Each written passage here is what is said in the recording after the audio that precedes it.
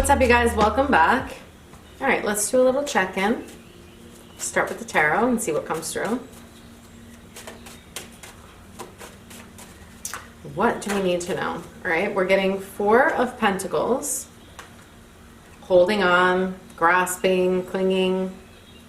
Hierophant. The Emperor. I'm going to clarify these. Four of Pentacles, we're getting Two of Pentacles, juggling.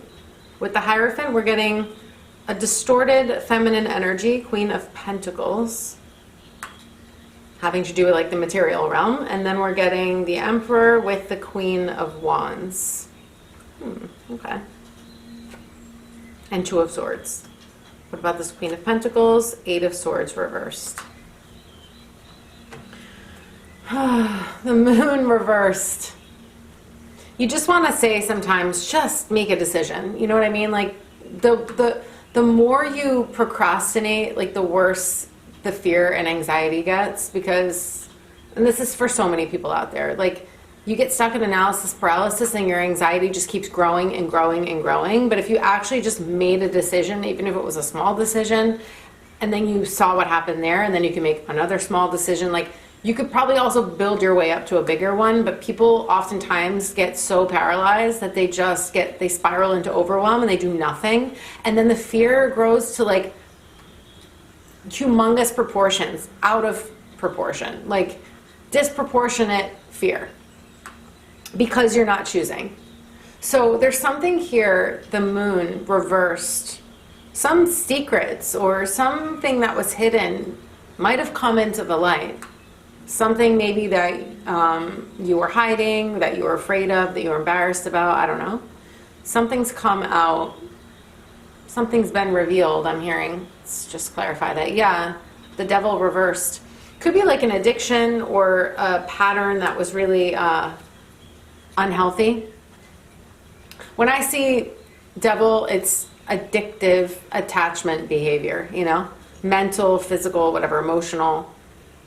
So something's coming out into the light. It's not a bad thing that this is being revealed. It's more like once you know, you can do something about it. It could even be that moment where you're like, I need support. Where you're like, I know that I'm not saying an addict per se, but just like if you're struggling with something and then you finally admit that you need help, it's like that's where you find your power, when you're finally like, yeah, I do have an issue and I need to resolve it. Versus like trying to tuck it away and pretend like it's not there.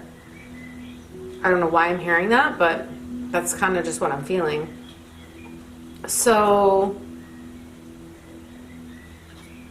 with the Four of Pentacles and the Two of Pentacles, it gives me this energy of like holding on. But it's like, why are you holding on and grasping? I really do need to clarify these. So let's get, I'll get one of these threads of fate on each. I want to see what's underneath. Okay, under the deck, we're getting Observer.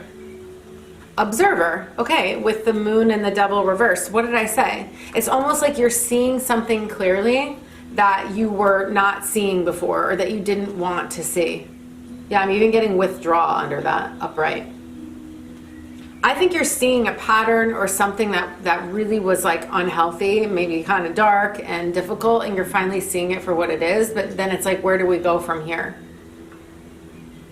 That's what I'm hearing. So with the Four of Pentacles, I'm getting reflect in the reverse. Yeah, you need to make a decision now. It's like you're at that point where, yeah, okay, you see something clearly, you know, it's like, I have a problem. But better that than not admitting it at all. So you're on your way. But it's like you need to make a decision about something. And you've been going back and forth with this. And it's because you're not, like I said this yesterday, maybe you need to do some reflecting. I literally said that. And maybe you do. You're resisting it. Why would you resist reflecting on this thing, on this decision? Why would you resist reflecting? Let's see. Why are you resisting your reflection here? Speak your truth in the reverse. because you're terrified. You got to say something or do something that's going to disrupt the status quo or rock the boat. And rock the boat, oh my God, I didn't even realize. Rock the boat. Do you see, like, in the background, I don't know if you can see that, but in the background of this card is a huge boat on a wave, and it's like going, oh, it looks like the Titanic or whatever, Poseidon's Adventure, it's gonna crash. No, the waves are really rough in the background, and that boat is like, woo! So it's like you gotta, I didn't even realize that, but that's what I heard. Whatever you're gonna say is gonna rock the boat that you're in, the situation you're in, and you're scared. Maybe somebody else has an issue in your life and you're like, well, now I see it. It's like when you're in denial and you're like, oh, my partner just gets a little tipsy every night, but it's like, no, they're actually drunk. Like, they're drunk every night. Or, oh, I like to shop a little bit, and it's like, no, you have a gambling problem. Like, do you know what I mean? Where we'll be like, oh, I'll just kind of like tap dance around it, and it's like, what if you just told yourself the truth?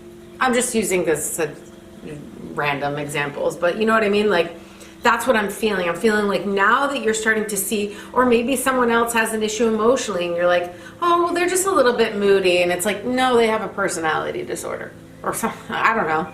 Do you know what I mean? Like, maybe it's like, no, you're actually seeing the issue for what it is. And, or it's like, oh, they're just like, you know, they just call me names once in a while. And it's like, no, they're emotionally abusive. I don't know. It's giving that energy here of like, now that you're getting the full flavor of what it is and you're actually admitting it to yourself, you're probably like, well, if I say something, this is going to lead to a big challenge.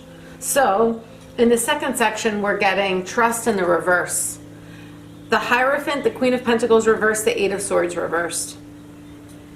So there's a lack of trust in maybe abundance, in maybe a woman who's got money, or what else? You know, Queen of Pentacles is the material realm. And it's the feminine energy in the material realm. So there's something, so usually she's like very prosperous, abundant, has money, is grounded, kind of like Earth Mother vibes, or just like prosperity goddess, you know?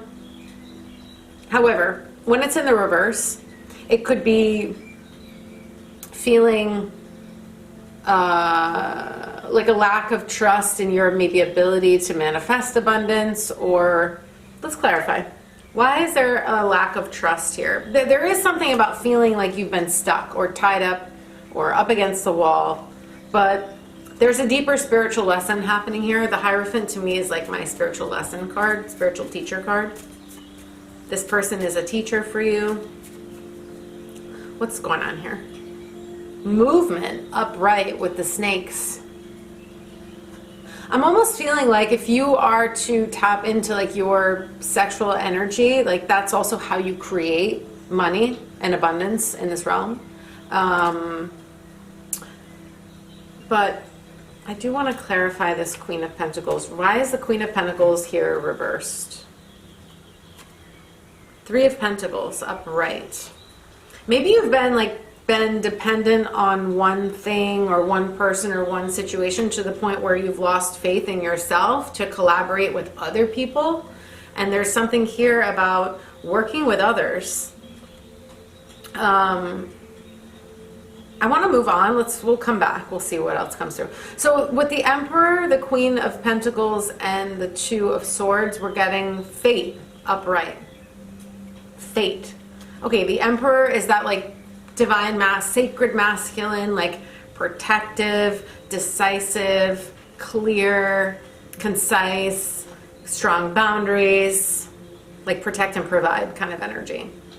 And this can be an aspect of yourself, because remember, we all have like feminine and masculine energy. It's like we all have that Empress and Emperor energy within us. But this is coming with the Queen of Wands, which is that like passionate, creative, sexually alive, radiant queen, and then indecisive energy. A stalemate. It's interesting. We've got two queens. One is like a sort of money queen or abundance queen, but distorted, and one is like a very healthy, kind of like magnetic, radiant energy. So why would you be indecisive about something When we're getting the Emperor and the Queen of Wands, it feels very secure. It feels very empowered. Why would there be an indecisive energy here? It's even coming with the Fate card. Like this is like meant for you. Let's ask, what's up with this? Why is this indecision here? This stalemate? Love reversed. And the Explorer in the reverse. Yeah, see, I'm feeling like love, like true love is uncharted territory for you. True love. Empowered love. Not codependent, clingy, insecure attachment, but like actually love where you feel empowered and free is something you've probably never experienced before. I mean, I don't think a lot of us have experienced that, if I'm being honest. Most of us just repeat our parents' relationship or some version of that until we learn better, and then we have to be courageous enough to make new choices and do things we've never done before. I'm getting underworld reversed. There's some shadow work here, something around like actually being afraid of real love and sort of clinging to this version of this attachment energy, but it's not love. It's like, it's not love. It's something, it's like a pain body thing. It's like an attraction to a wound where you felt very disempowered because you didn't trust yourself. Maybe you didn't trust that you could provide for yourself. Maybe you didn't trust that you could create the abundance that you needed to take care of you. This is a spiritual lesson. But the movement card is upright. So it's making me feel like you need to take a new action step and you need to start looking for support. But not codependent support. Not where you're like dependent on each other for where you're disempowered and collaborating, but where you're like actually receiving support that is giving you a hand up, not a handout. It's like if a friend comes to you and they ask you for money once and you're like, because I've had this happen where like a friend who like is in need, who was very generous with me in the past, came around in a difficult situation and was like, could you help me out? And, you know, I would help someone like that like one time, you know, knowing the full context to be like, okay, I'll help you this one time. But also like what the challenges you're experiencing are also your karma. They're a result of past choices, and there's a reason why you're not in a good place right now. And it's not to judge the person. It's to be like, if you keep giving them something that's preventing them from learning their full lesson, well, then you're enabling someone to stay stuck. But if you just offer someone some support one time, that's a different story. It's like maybe they just need that little step up to get out of a hole. Okay, that's different. But you have to use your discernment, you know what I mean? And so that's where I'm getting this image of like, maybe you need to learn how to ask for support, but it can't come from this like victim-y, like I'm so helpless, like please help me, save me energy. You can't, no one's gonna save you. No one's coming to save. If they come to save you, I can almost guarantee you, if you believe that you're powerless and you want someone to save you, when they quote unquote save you, there are strings attached, and later on you're gonna be like, what the fuck did I do this for? Because you didn't learn your lesson. Because no one's coming to save us. But someone can give you a hand up, not a handout. And that's what I'm hearing here. And you have to learn how to ask for a hand up, but also be empowered enough and believe in yourself enough to know that no one's coming to save you. But it doesn't mean that you need to do it all alone. And I guess that's a pretty deep lesson, you know? So let me just pull, I want to pull an oracle card from the Divine Feminine Oracle. So like, what do we need to know here? Yeah, I'm just, what am I hearing? I'm feeling like, I was getting a song lyric and I lost it about like rescue me, but now I don't remember the song.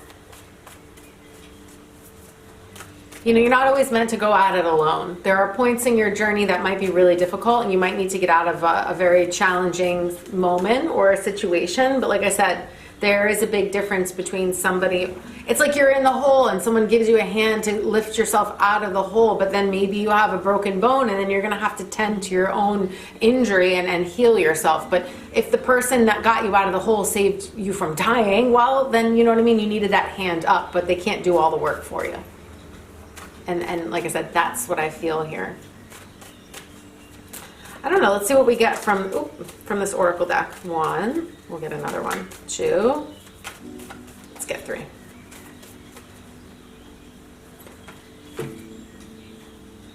Yeah, the Saint of Authenticity is under the deck. I am my authentic self in all circumstances. Now, I'm getting Sarasvati in the reverse, the goddess of self-knowledge. The essence of who I am flows effortlessly into everything I create, but it's in the reverse. Because I do think you're not creating everything that you're able to create because you've been keeping yourself stuck, juggling, not like you're not speaking up, you haven't been speaking your truth, but you got the Fate card with the Emperor and the Queen of Wands, which is like the most creative energy in the deck. So you're meant to create more than what you're experiencing now, but you can't do that from powerlessness. And that's the thing. That sets apart getting support and then trying to be rescued. All right, what else? We're getting Inanna, the Queen of Heaven and Earth. I have nothing to hide. I see and accept all that I am, especially with the authenticity card. That feels like a strong message about self-acceptance. Also, Inanna is the myth of the goddess who traveled to the underworld through the 7 gates. And at each gate, quote unquote, she had to take off like a layer of clothing. So by the time she got to the underworld, or Hades, and remember I cut the deck and it said underworld, which would be like hell, or Hades is another word for that. It's like Plutonic Pluto energy, astrologically speaking. So she goes through these 7 gates and she travels down, down, down into the underworld, which would be like into our shadow self, you know, into your unconscious. And by the time she gets there, she's naked. There is nothing left to hide. She's completely exposed. And then she goes to like get her twin sister who's in the underworld, and then together they come back up into the light. So it's basically like going to retrieve your shadow parts, the parts that have been repressed and suppressed and ignored and disowned, and integrate them. And then you come back up whole again. And so that's why it's the Queen of Heaven, the above realm, and then of Earth or whatever, even the under realms. Yeah. Okay, what else? We're getting my Bago in reverse, again, the warrior saint. I'm a warrior of love. My devotion attracts resources and support. Bam. I'm talking about support here. It's like your devotion attracts resources and support. You are not meant to be saved by somebody. You're not meant to be rescued by somebody, but that doesn't mean that you're meant to do everything all by yourself. It means that you have to go into collaborating with others, with a partner, whatever it is, whether it's work or romantic or anything else. You have to be devoted to your own causes. You have to be devoted to your own growth, your own evolution, your own spiritual, whatever, advancement. Nobody can do the inner part for you. And I don't know, I just keep hearing it over and over again. Nobody's coming to save you, but you don't have to be on an island. You don't have to feel like no one cares, or that you're not going to get any support at all. It's that if you've only known how to get support through being codependent with people, or being in unhealthy situations with people that were really clingy and needy for all the wrong reasons, because that's where you felt needed, that's where you felt worthy, then this is going to be totally foreign to you. You're going to be like, what? People will actually support me and then not abuse me later, or treat me like shit, or have strings attached and then turn on me, or make me feel XYZ. It's very different, you know, to be supported in a loving way where it's also empowering to you. But if you're not devoted to your own transformation, then you keep recreating the same, like, toxic shit over and over again. You keep attracting like wounded people who make you feel needed, but it also makes you feel like shit. It's not funny. I'm just saying, like, it's wild, the stuff that we do when we're not conscious, when we're not aware. So, because remember, if you want someone to save you, well, guess what? When things don't work out, or you start to hit a bumpy, you know, challenge, a bump in the road, well, all of a sudden, then you're going to want to blame that person. You're going to want to blame somebody else for the reason why it's not working out. No, you need to take responsibility for yourself. And then when you're being supported, you're still taking ownership of whatever it is that you need to transform. So, let's just get one more.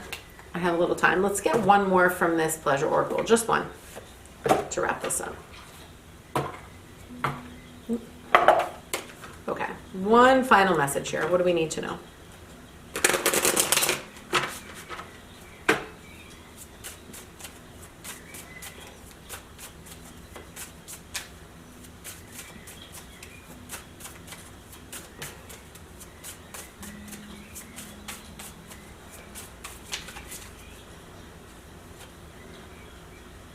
Holy fire in the reverse.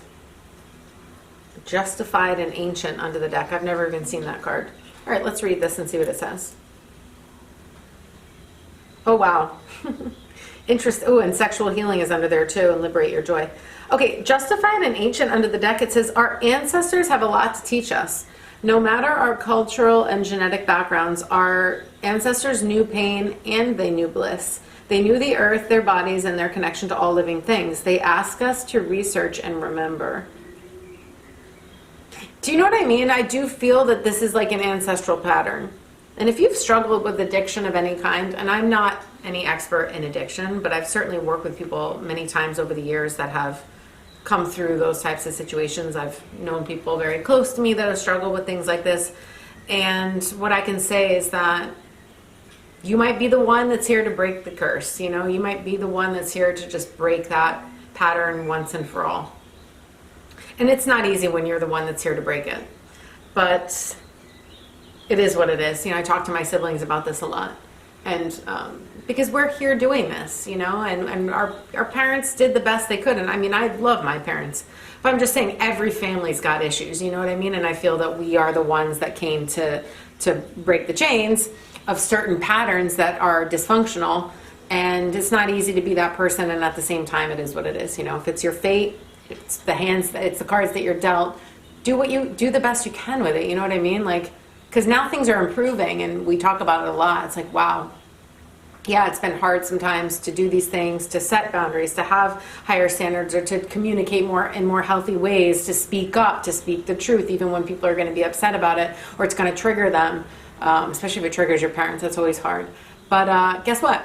When you do that, things can improve. And now we're all, you know, we see these improvements over the years and it's like, God, it's been tough, but it's been worth it. It's been worth it because it's getting better and better. So that's interesting. Like, what didn't I say that in the beginning? Something about breaking a generational curses or something? Well, there you go.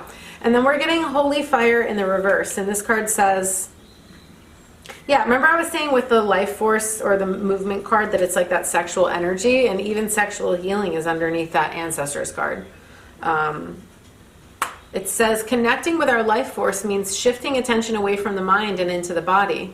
In tantric practices, our creative sexual energy, again, that Queen of Wands with the fate, the movement card, the snakes, which is like the kundalini sexual energy, it says, this energy rising from our second chakra located in our lower belly and inner pelvis, that's how you create, you know what I mean? It emanates from there. So using breathing exercises like what is it, like breath of fire, diaphragmatic, is that what it's called? Breathing, pumping breath, activating the breath, activating the energy in your hips and pelvis. It says,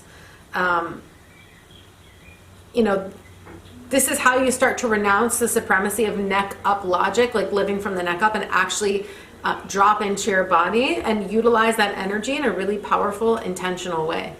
Like I said, these practices are inside of the book, the Magdalene manuscript. The Alchemies of Horus are 5 amazing, powerful tantric meditation practices. So I use those inside of my group spaces, specifically the Magdalene Mysteries, which is coming next year in January. Anyway, it says, research the link between the breath and arousal. Read about energizing breathing practices found in your lineage. If known, try the breath of fire meditation. You guys can look that up online. Practice inhaling and exhaling from this lower area instead of your lungs for 20 minutes. Well, that's a lot, but breath of fire can get you like a little bit dizzy, but you can try like a more intense breath for even 1 or 2 minutes, or you can just do really deep breathing where you place a hand on your lower belly and breathe in, inhaling and exhaling through the nose. And as you breathe in, you let your belly expand outward and breathe in as much air as you can from the belly, keeping your awareness in the hips and pelvis, because energy goes where attention flows. So keeping your awareness here, you do this deep belly breathing, and then exhale, you bring, again, through the nose, the belly button all the way back to the spine, emptying out. And you can just do a very slow, controlled, intentional breath like that for a couple of minutes, set your timer. You will absolutely feel your energy fired up. You will probably feel aroused. That's super common. And from there, you know, like I said, there are ways to move this energy up the spine and even just activating it is going to spark something within you creatively. It can also start to purify distortions in your energy field. So stuff comes up, you know what I mean? And that's also normal. But it gets better, you know, you just got to move through it. So I'll leave you guys with that. I mean, be brave enough to break the curse, you know, to break those, not the curse, but, you know, the ancestral patterns that are, if it's any type of painful addictions or challenging attachments or any of that, codependency, things like that. If you're the one, it's because you can do it, you know? And if I can support you, you can book a 90-minute intuitive session below. I've got readings available. And in there, we will do a combination of things, talking, channel guidance. Sometimes I use the cards. Sometimes we don't need them. And then I always send a follow-up email with resources to use specific for what we talked about. So a couple of guided meditations, things that are going to help you keep the momentum going after the session. And I've also got Rose Temple Waitlist opening back up next week. And that's my year-long women's like foundational program for spiritual growth, developing your spiritual practice every day, and devotion for a full year to your feminine energy. So that's coming back along with Magdalene Mysteries, which is the level 2 of Rose Temple. So I'm going to be talking about that a lot more over the next month, but just be aware that that's on the way. And other than that, I love you guys very much, and I will see you in the next one.